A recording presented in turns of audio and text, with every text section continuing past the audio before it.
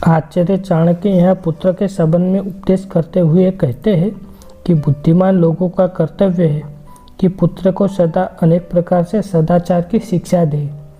नीतिज्ञ सदाचारी पुत्र ही कुल में पूजे जाते हैं, अर्थात पिता का सबसे बड़ा कर्तव्य है कि पुत्र को अच्छी शिक्षा दे। शिक्षा केवल विद्यालय में ही नहीं होती, अच्छे आचरण की, व्यवहार की शिक्षा देना पिता का पावन कर्तव्य है। अच्छे आचरण वाले पुत्र ही अपने कुल का नाम ऊंचा करते हैं।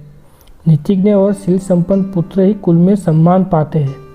नेतागण कहा करते हैं कि आज के युवा ही कल के नागरिक हैं, वही देश का भविष्य है। तो उनका सही भविष्य बनाने की दिशा में सही कदम उठाना माता पिता और समाज का परम कर्तव्य है।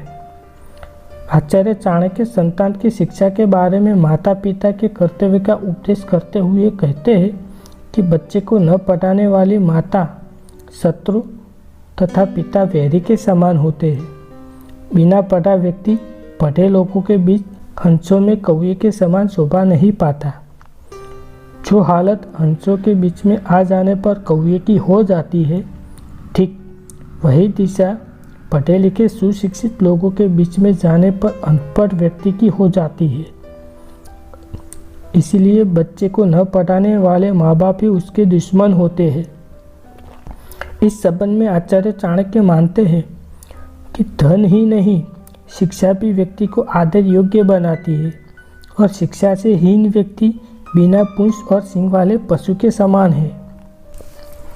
आचार्य चाणक्य बालक के लालन पालन में लाड प्यार के संदर्भ में उसके अनुपात और सार के बारे में उपदेश करते हुए कहते हैं कि अधिक लाड से अनेक दोष तथा ताड़न से गुण आते हैं।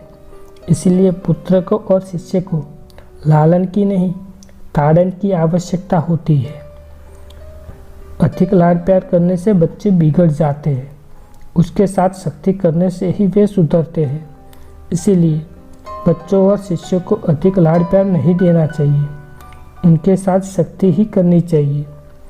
इसलिए आचार्य चाणक्य का परामर्श है कि माता पिता अथवा गुरु को अपने पुत्र अथवा शिष्य का इस बात के लिए ध्यान रखना चाहिए कि उसमें कोई बुरी आदतें घर न कर जाए। उनसे बचाने के लिए उनकी ताड़ना आवश्यकता है ताकि बच्चा गुणों की ओर आकर्षित हो और दोष ग्रहण करने से बचे।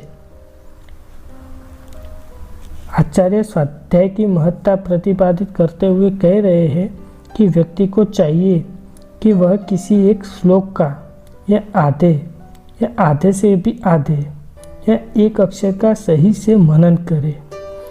मनन, अध्ययन, दान आदि कार्य करते हुए दिन को सार्थक करना चाहिए। कम से कम जितना भी हो सके मनुष्य को अपने कल्याण के लिए मनन अवश्य करना चाहिए। मनन करना, अध्ययन करना तथा लोगों की सहायता करना ये मनुष्य के जीवन के अनिवार्य कर्तव्य है। ऐसा करने पर ही जीवन सार्थक होता है, क्योंकि मानव जीवन अमूल्य है। उसका एक एक दिन, एक एक क्षण अमूल्य है। उसे सफल बनाने के लिए स्वाध्याय, चिंतन, मनन एवं दान आदि सत्कर्म करते रहना चाहिए। ये जीवन का नियम ही बना लिया जाए तो सर्वोत्तम है।